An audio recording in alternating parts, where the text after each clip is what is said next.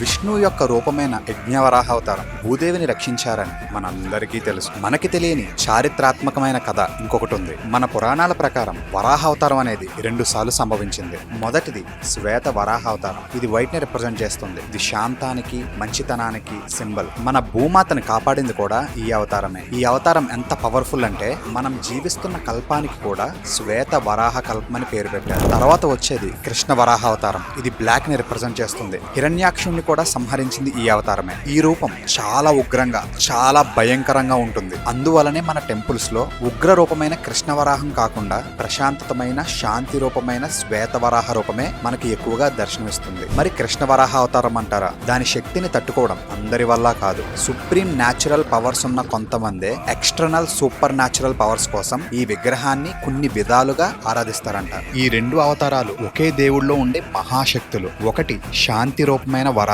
ఇంకోటి ఉగ్ర రూపమైన వరాహం. ఇలాంటి మరికొన్ని ఇంట్రెస్టింగ్ మైథాలజీ స్టోరీస్ కోసం అజయ్ శ్రీని ఫాలో కొట్టండి.